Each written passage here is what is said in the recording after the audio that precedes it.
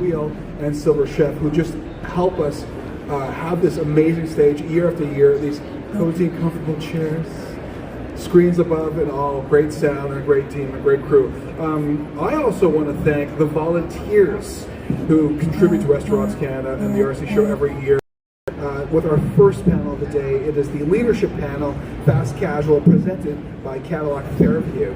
So essentially be ready to learn from some successful leaders in the fast casual restaurant segment with a growth that far outshines the rest of the industry as the result of innovation and customization, which I can truly appreciate. We'll learn what they do to stay on top of their game and address the pressing issues facing restaurants today. First up with a presentation on the topic is David Henkes, who is the Senior Principal of Technomic. Watch this date, he's got some great stuff to share.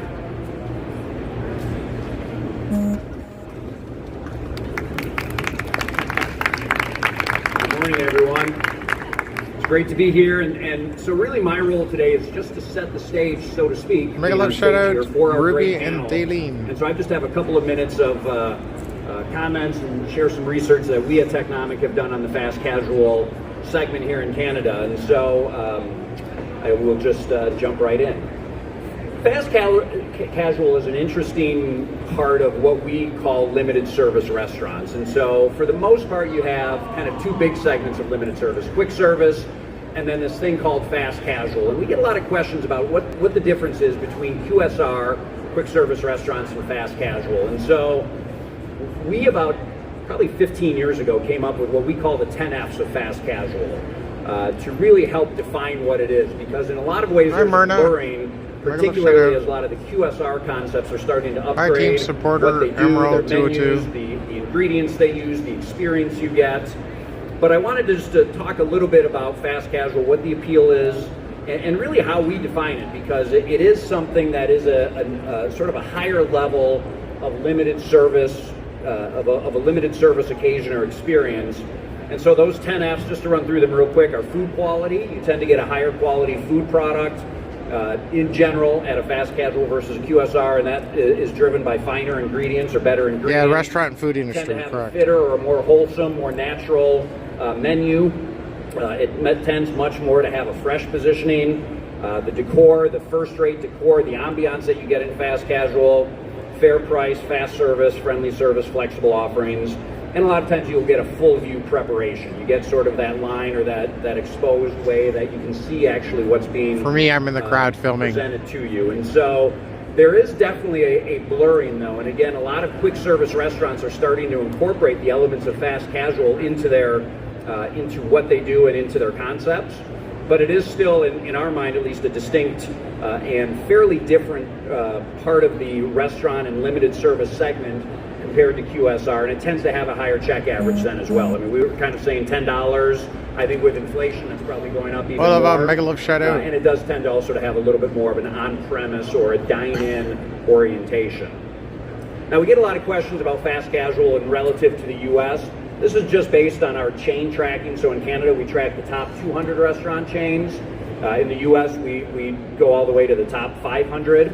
And so what you can see that is in the U.S., fast casual, which is that lighter blue part of the pie chart, is much more developed than it is in Canada. And fast casual in Canada is still single-digit percentages. It's much smaller, and again, we tend to see this now starting to emerge and develop and really grow pretty significantly. But it is something that certainly the U.S. is much ahead. And a lot of the global work we do, fast casual is really just coming into its own in terms of how it's getting established and really defining itself. And so we'll hear certainly from some of the panelists about these 10 F's and how they're working things. From a performance perspective, and again, we're just in the process of putting out our 2021 top 200 Canadian restaurant chain report, and so these are just, I pulled the top 100 because we're still in the process of putting them together. But you can see here the concepts that appear in the top 100, and there's only 6 of them, right? And you see some pretty strong growth in general. So fast casual, certainly over the course of its time, is growing faster than QSR. A lot of the growth is driving the broader limited service segment. I think the one that sort of raises a little eyebrow or is a little bit different than the others is the Nando's. Nando's in 2020, and so would have been about halfway through 2020, closed almost 20 locations in 2020, and so they actually caused them to have a decline in 21 versus their 2020 results. But you see double-digit growth from all of the other concepts. Again, these are the larger chains, but in general, we're certainly seeing some strong growth. And so when you sort of take a look at 2021, again, limited service as a whole segment, we've got it growing about 15%, about 6% above 2019 levels. That's where our current final numbers are for the limited service segment within Canada. And so fast casual certainly, again, growing in a lot of ways at or above those levels. Going forward, and we don't break out the growth of fast casual specifically in Canada, but I did want to just sort of do some level setting relative to what's going on in the U.S. versus Canada. For our forecast for 2022, our limited service number is about 5.3%. And in Canada, we're seeing it's growing a lot faster. And so the unleashing, if any of you were here yesterday, you heard about the pent-up demand and being unleashed. We're seeing some relatively strong growth. And again, that may even be revised upward as we see a lot of the results, which I hear are, so far in 22 are really phenomenal. And so just the last thing, and again, as inflation and as some of these things that we've talked about in the past are happening, we believe fast casual is going to benefit. I mean, it's really well positioned. We see a lot of trade down when prices start to go up, right? And people that normally might eat out at a sit-down restaurant or a fine dining restaurant start to trade down. And fast casual is really in that sweet spot where it's got those 10 Fs, those really strong parts of the appeal to consumers that in a lot of ways compete more in many ways with sit-down restaurants. And so certainly as inflation or as things may start to impact, we do see that trade down, and things like cutting out extras and seeking deals are certainly going to happen. But I think fast casual is really positioned very well for the next 12, 18, and really going forward because of those 10 Fs and how we define it and what that appeal is for the consumer. So with that, that's all I have. I'm going to bring back up Richard, who I think is going to introduce the panel. So just a very brief overview of fast casual, and so thanks very much. Richard, back to you.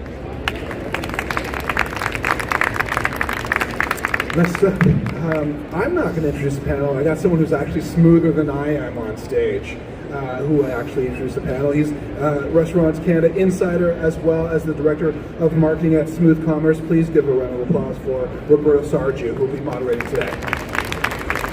Thank you so much, Richard, and thank you for that. Thank you for that overview, David. That was fantastic.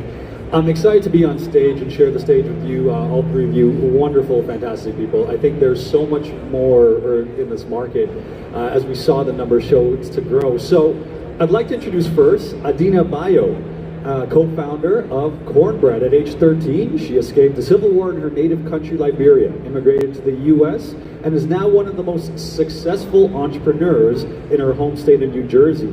Inspired by her grandmother who owned a restaurant in Liberia, Adina is now the owner of 7 restaurants, including 4 IHOP franchises in northern New Jersey. She opened her first in Irvington Township at the age of 27, making her one of the youngest franchisees in the country at the same time. That's an incredible accomplishment. Congratulations. In late 2017, Adina launched Cornbread, her first independent fast casual farm-to-table soul food restaurant, which she co-founded with fellow entrepreneur Zadie B. Smith. They recently opened their second in downtown New York, additionally in keeping with Adina's mission of bringing high-quality food and services to urban communities. And in late July, launched her latest restaurant concept, and this is Urban Vegan. That's amazing. That's another one in downtown New York. Adina is also philanthropically involved in communities where she does business. At IHOP Irvington, she runs a free breakfast program for children under 12, hosts dinner for families in need during the holidays. In addition, she allows local nonprofit organizations to hold charitable events at both IHOP locations. Thank you so much for being here, Adina. Next up, on to my further right, we have Tasabam Zalo Trawala, Chief Development Officer of Chipotle. Tabasum is an experienced senior executive who's advanced the strategic and global agendas of several world-class companies such as Chipotle, Panda Restaurant Group, and Arby's. She works with the senior management teams to craft winning strategic plans and the right geographic and market development plans to develop results to shareholders. She plays a particularly important role in directing global real estate, construction, design, contract administration function to support the financial performance of the company's units. She has experience in leading a variety of initiatives of fast casual, full service, and quick service brands operating in markets worldwide. Her background even combines interior design, architecture, real estate constructions, facility sourcing, and asset management. Is there anything you don't do? And this allows for her to add value across a full range of development functions. Welcome. Thank you so much for being here. And last but not least, Jeff Dang, Imperfect Fresh Eats. Jeff is one half of the founders, partners, and siblings of Imperfect Fresh Eats. They base it on a simple belief that healthy eating should be something that everyone can enjoy every single day. So they set out to create a place where people can connect with love for their food, delicious, sensible, convenient, and in a positive way. What's the solution? Designing a menu that incorporates imperfect produce to lower overall costs for customers without sacrificing nutrition and taste. It's a phenomenal mission. I love it. This solution also helps save perfectly good food from going to waste and supports our local farmers and producers with an extra source of income. It is the perfect, or rather imperfect, solution. A goal to inspire others to join the Imperfect movement, and it seems to be working all around the world, as an increasing number of grocers and organizations have already shown excitement for eating imperfectly. This means that hopefully one day, the idea of imperfect produce will cease to exist. Jeff, thank you so much for being here. So we are talking fast casual. It'll be a really good conversation. I have a few questions for each of you individually, and then we'll get to all of you. So Adina, let's start with you. Cornbread's slogan is "From Farm to Soul." Talk to us more about what it means for you and how fast casual helps live that message. Thanks for having me. It's an honor to be on a panel with you all. A real honor, especially if you're on a panel with another woman. I love women. I think for me is food.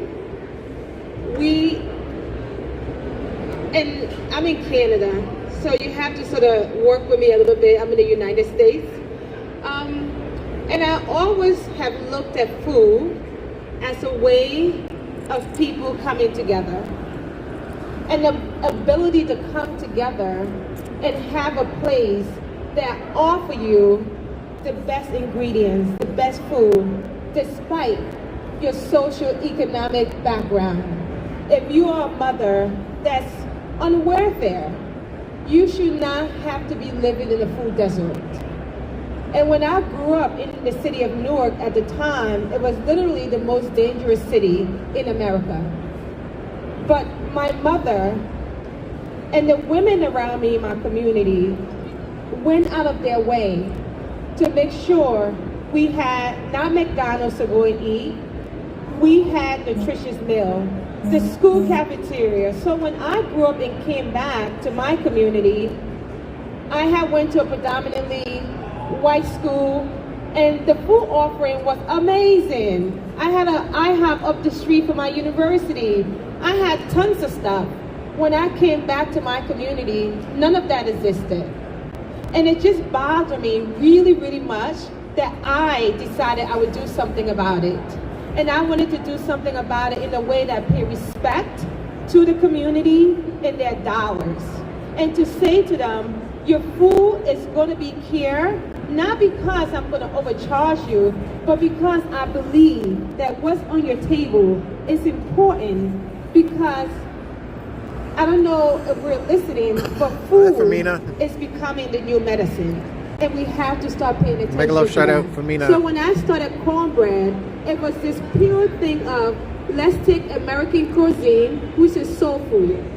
If you think about everything in America, Konnichiwa. soul food is what we're responsible for, right?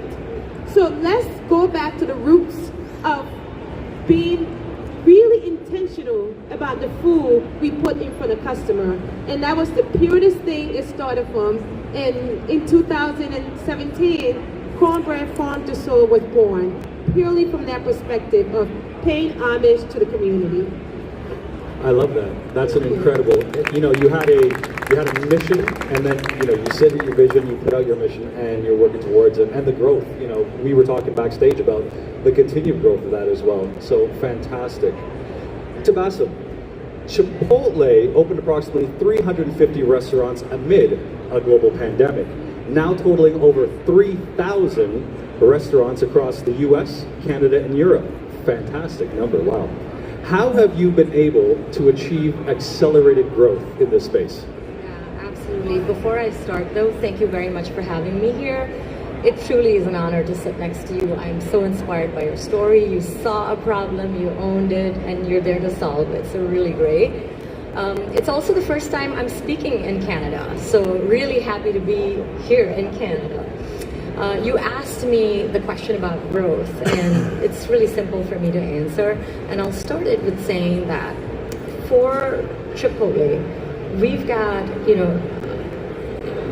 there's a couple of things. One, we've centered everything we do around our purpose of cultivating a better world and created a sustainable growth story. And the way that happens is in 5 ways. One, run really successful restaurants and provide an exceptional experience both in restaurants and a digital customer experience. 2, sustain people leadership, because you can't, it's just a people business. I know we're in the restaurant business, but at the end of the day, it's people business, and you can't do it unless you're developing and retaining the Amber's talent. Payroll, Megalo The shout out. third way is by making our brand visible, relevant, and loved. Yeah. Fourth is by leveraging technology to enhance the experience of our employees, whether they're in the offices or our crew members in the restaurants, and our guests. And 5, the most important one in my mind, Yes, is to doing increase great. Thank you. access and convenience. So under those 5 pillars, overseen by the purpose of cultivating a better world, while this pandemic was going on, and amidst all of the travel restrictions, and look, global supply chain shortages, logistics, chaos, and all of that, there was never a time when it became so important to stay disciplined on these 5 pillars, and that's exactly what we did. Roberta, we were talking earlier, it's different when you work for a company where one part of the organization is moving at 100 miles per hour, and other parts of the organization are not. So the reason we were able to continue growing that real estate pipeline, and boy did we do a great job of that over the past 3 years, is because we were working in unison, keeping those 5 pillars in our mind and our purpose at the top line. So it's been an amazing couple of years. Like you said, we've opened over 350 restaurants. We are on a path to open between 235 to 250 company-owned restaurants this year. And what that takes is an incredible amount of discipline, but I will add that that discipline has to come with incredible amount of flexibility as well as the ability to pivot and change on a dime. And we've all learned that through these past couple of years, right? So that's really it. We definitely have. Are we allowed to use pivot anymore? I'm not sure. I know, it may be the most overused word. I think so. Yeah. But the other P word that both of you, and Jeff, I'm getting to you because I think it just lines up so nicely, that both of you have said, is that it really starts with a purpose. It really does. And you two have both accentuated that. And Jeff, what inspired you and your brother to start working with Imperfect Foods? Hello? Okay, so that actually started about 4 years ago when my sister and I, we stumbled upon an article that said that 33% of foods are actually just thrown away or unharvested simply because they are imperfect. Oddly shaped, too small, too large. So sometimes when you go to a grocery store, you notice that everything's the same shape, same size, and that's not how nature is, right? So that's why we're like, oh wow, 32%. That's a lot, right? Considering that we have all these food shortage and everything, right? So my sister and I decided, hey, why don't we open a healthy food restaurant that specifically sources these imperfect produce to lower the cost for the customer, for the consumer, and that's how we got started. Yeah. That's awesome. You know, the one defining line is not also a purpose, but you all each touched on in a different way about creating access, and I think that is phenomenal. So kudos to the three of you for that. Adina, was your delivery model something you always employed as you started, or was it a COVID strategy, as many restaurants had to pivot, to implement? You know, that's a very interesting question. It's loaded, but it's not. I have been a franchisee of IHOP for 15 years, as stated earlier, and I got in trouble for being one of the first restaurants in the concept for going to go with Uber without the national chain. You're going to be signing a contract with Uber. I have always been foresighted in terms of delivery, meeting my customer needs. I took my college car, it was a Beetle, I wrapped it up in an IHOP emblem that said IHOP delivery, and I hired a guy, and he would deliver all over town. That was 10 years ago. And I remember being reprimanded for that strategy. When I started doing delivery in IHOP, we didn't even have a delivery model. I literally had to think on my feet because my customer would call me. I want to do it. I'm like, I'm not turning customers away. Absolutely not. Where do you live? I would be there, right? So when I opened Cornbread, we were already thinking about that. So I think about over 50% at the time of our food was takeout. During the pandemic, obviously, it just so there was really no adjustment for me because, again, I think I've always been of the perspective that your customers are king and queens, and when you listen to them, when you listen and you have your pause, when you have the pause of the community that you operate in, and you totally understand it, you respect it, and you bring honor to that, you can't go wrong. So when the pandemic sort of hit, we was in our sweet spot, literally. That's wonderful. You know, the one big thing I take from this, and it doesn't matter what business you're in, there's a rule that I follow is meet your customers where they are. And if you're listening to them, it makes that decision so much easier. It really does. And speaking of listening to the customer, I'm curious to know about this. Chipotle opened Canada's first Chipotle restaurant in BC. Can you tell us about this new format and how it affects your development strategy as you look at new sites, as we were discussing backstage? Yeah, so you were saying earlier, meet your customer where they are. Well, the Chipotle allows people to Chipotle when they want to, how they want to, and where. So that's really it. So yeah, this is, I think I would characterize the Chipotle as a way to increase access and convenience. I know many of you have not yet experienced it here in the Toronto area, but soon to come. We opened our first Chipotle in Vancouver, in Port Coquitlam, and what this allows us to do is really, you know, you can order your favorite Chipotle on our app from the comfort of your home, car, wherever you are, and then all you do is swing by our Chipotle window. You're not paying because the transaction's already been done when you place the order. All you're doing is picking your food up, and there's nothing more fast and more convenient than that. So for sure, I'll tell you that when I joined Chipotle in 2018, there were maybe 4 or 5 of these restaurants that the company had begun testing. And we very quickly started to hone in on what the concept was all about. And this summer, we'll have about 500 of these around the country. So, I mean, it's been an incredible asset for Chipotle to become more accessible and convenient, which is one of those 5 pillars. It's also an incredible asset that's made us more visible, made the brand more visible, and that coupled with our loyalty rewards program, where we have 28 million customers. That program also was developed just 3 years ago. It's been a surefire hit. Our Chipotle restaurants perform almost 15% higher sales than non-Chipotle restaurants. So as you can imagine, this is a huge priority in terms of development strategy, and Look, it's higher margins, better returns. And so as I look at our real estate pipeline that's coming up, over 85% of the restaurants that we're looking at are Chipotle restaurants. You know, some people compare it to a drive-through, and I take real offense to that. My team knows that. And the reason I take offense to it is because it's unlike your traditional drive-through experience where you've got long lines of cars, the stack of cars, a speaker and someone on the other side blaring and taking your order, and a menu board where all you can pick is a combo 1, 2, 3, or 4. We're none of that.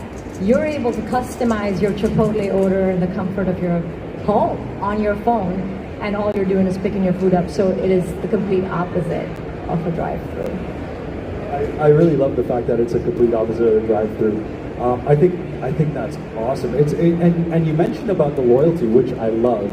I just read a stat the other day that said 80% of adults want actually a loyalty program, are willing to join a loyalty program from their favorite restaurant. And I know over at Smooth, you know, we've seen like a 2.5 times increase in frequency from loyal customers. Yeah. So it's there for the taking in terms of being able to introduce something like that. So that's awesome. There's something about that that's so human, right? Yeah. It's instant gratification. When you get rewards, when you get something free, you're gonna go for it. Right, exactly. And then we're very competitive by nature too. So if a reward program is gonna award you badges, even though they're not like real badges, you know, it's bragging rights, and people love that. It's the gamification model. It's the gamification model for sure. Jeff, over to you. Tell me, what are some strategies that your team needed to employ in order to stay solvent during the pandemic? I know, you know, really quickly, here in Canada, we saw over 13,000 restaurants close during the pandemic. So, you know, what's your story?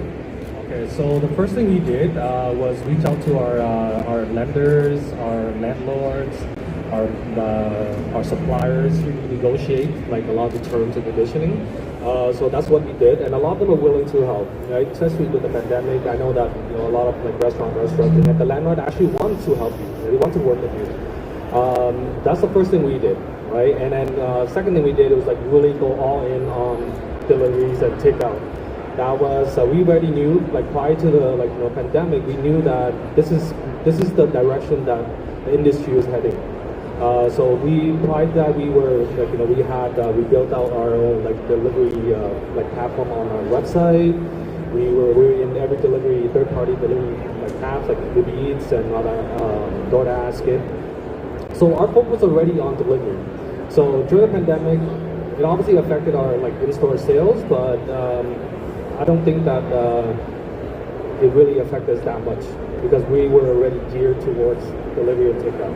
That's why a lot of our footprint were like our new stores are a lot smaller than we don't have a lot of dine-in. We specifically built it like that. Yeah.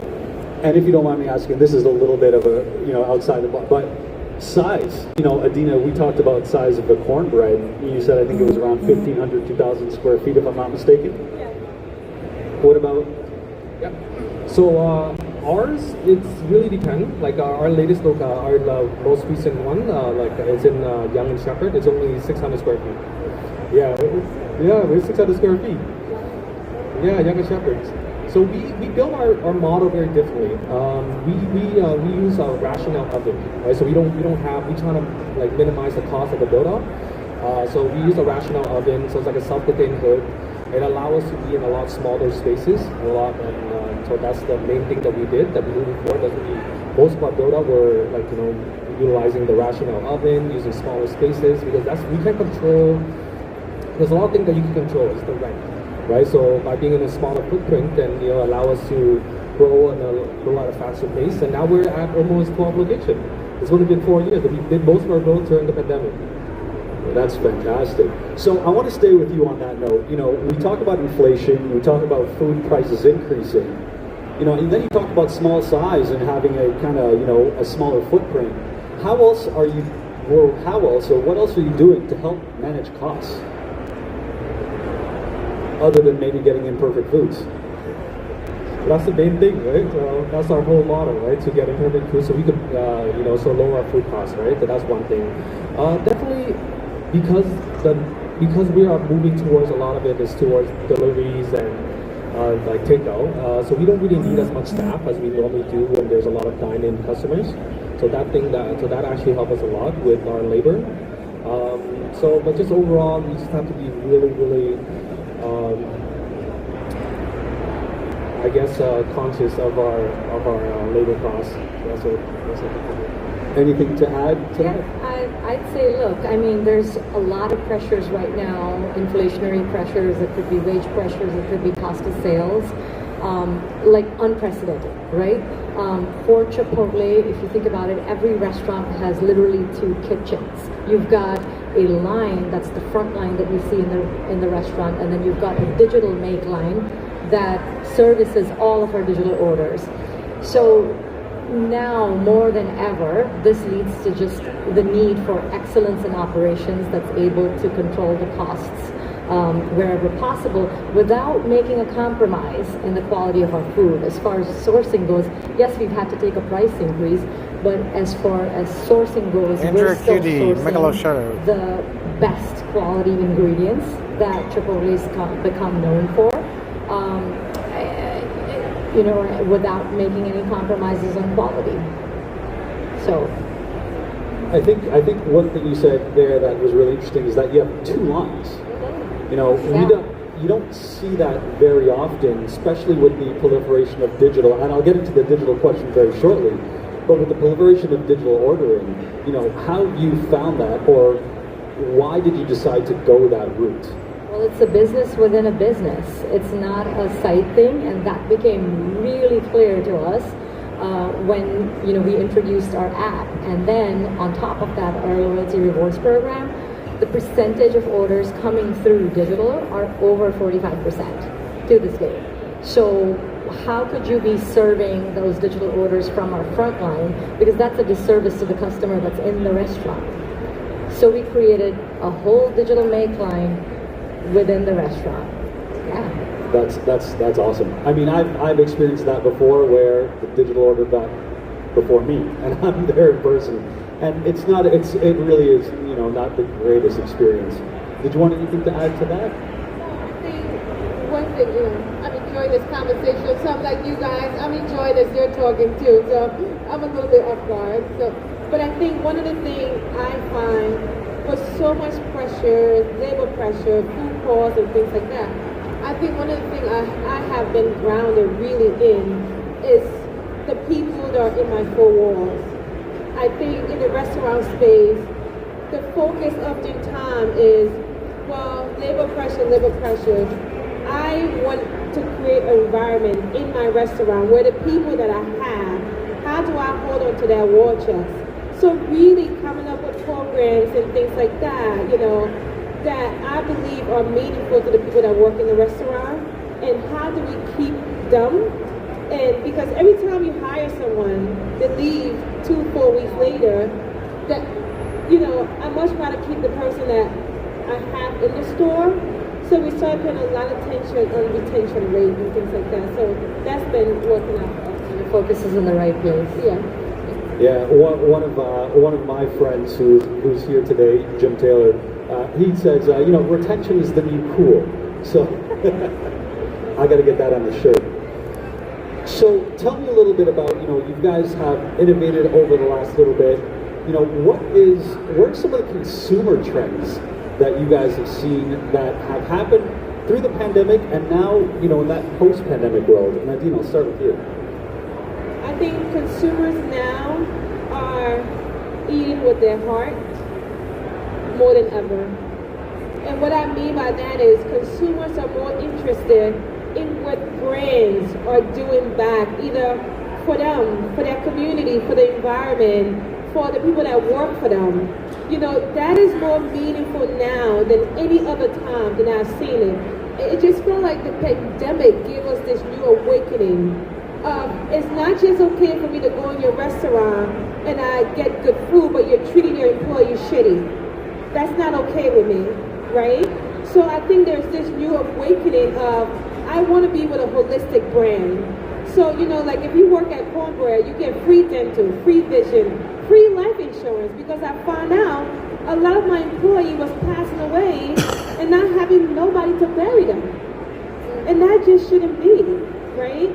So consumers now are getting into, what is this brand about? Let me lift the hood up. Where am I spending my money? So that's what I'm seeing.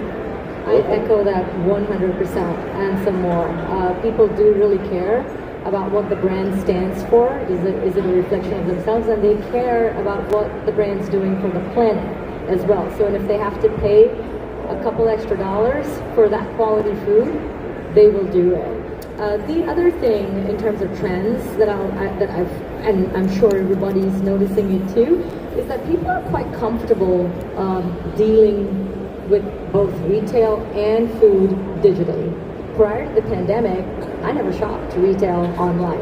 I had to go in the store and touch and feel and pick it off and stuff, but not anymore. And I do believe that that's not a trend. It's almost a habit that's going to be difficult to undo. And so it'd be wise for anyone in the food service business to invest in the right technology that enhances both the employee experience and the customer experience. And that's a big deal at Chipotle, right? What we do in our restaurants is fresh food every day. There isn't a freezer or a microwave in any one of our restaurants. So these folks come in at 5 o'clock in the morning and are chopping, cutting, cleaning, making that fresh guac and all of that. Is hard work. So when we introduce technology, it's about how do you make it easier? How do you make their job easier? So they can focus on more culinary stuff. And so I think technology is here to stay. For sure, absolutely. You know, continued innovation is absolutely key for future growth as consumers continue adopting to digital. Jeff? No, I 100% agree. Ever since the pandemic, I do notice that previously we were doing anywhere between like 30% of our sales through like Uber Eats and delivery platform, but now it's upward to, I would say, 80%. Yeah, so that's something that it's if you don't adapt to the trend, then I think that's you're gonna have a hard time moving, surviving, moving forward. So because it is a lot of it is delivery and takeout. That's why we do have to invest in a lot of it in our technology as well. That's why we do have a loyalty program, like a delivery app. We are working on our delivery app, right? So that's something we'll be looking forward to. And we're seeing that so much over at Smooth as well, as more brands start to take ownership of their own data and their own information, because you need to know who your customer is.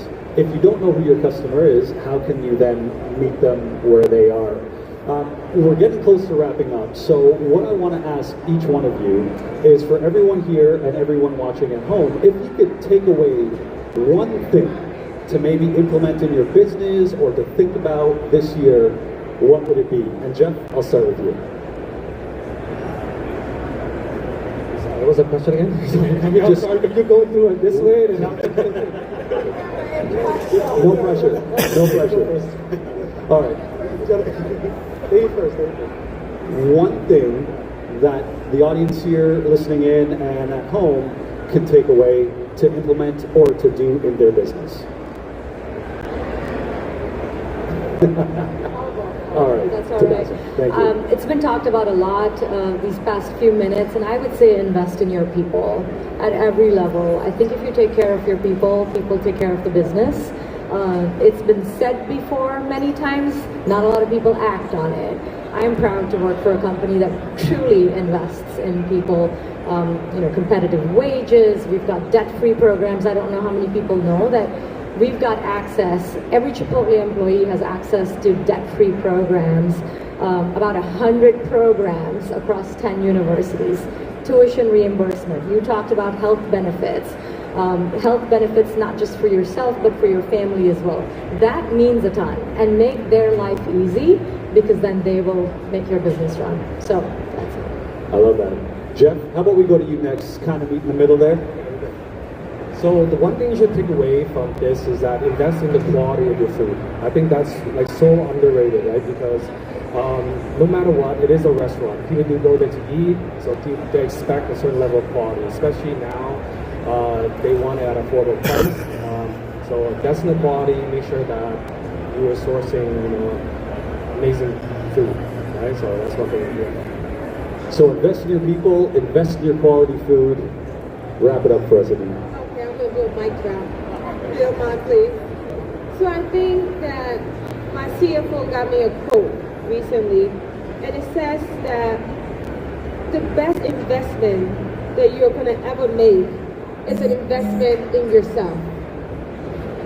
I think it's this ability for us as leaders, workers, to show up authentically in our wholesome self.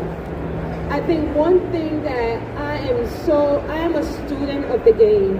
I want to be successful in this restaurant space, not in a sense of wealth building. I want to have an impact. I want to be impactful in this space that I have chosen. And the way I do that is to be amazed by my peers, learn more about the industry, and see how I can leave my mark and leave a dent in a space that's meaningful to humanity. Yeah. That is an absolute mic drop. So please, round of applause for this incredible panel. I hope you take away from it as much as I did. It was a fantastic conversation with all of you. And to everyone here, I hope you enjoyed it as much as I did, like I said. And please enjoy the rest of the show. We're going to talk some more. I want to pick your brains, all of you. But before we wrap up here, Richard Cazzo. Where are you, Richard? Beautiful. I'm always around. Hey, thank you so much. I want to thank Roberto Sargiu, Adina Bayo. I'm not going to botch your name. I'm just going to take it really slow. Habasam Zalojwala. Not bad. And Jeff Day, who's right there. For sharing your insights. I totally appreciate it. And it was great that you kicked off our speaker stage today. We're always happy to have you. So if you enjoyed this panel and you want more, you can certainly find them on the floor here and have a conversation with them one-on-one. I think they answered a lot of great information today. I want to let you know we've got another panel coming up in 15 minutes. It is a new level of sustainability with Douglas Master. We'll learn how Douglas operates an entirely zero-waste restaurant, which I think is fascinating, with a focus on food that's friendly for the planet, as well as running a free online zero waste school to make his practices accessible to everyone, among many others endeavors. So that's coming up in 15 short minutes, so stick around. Again, I want to thank Roberto and Anna as well for your participation today. Let's give them a round of applause. We'll be back shortly. Thank you guys for watching.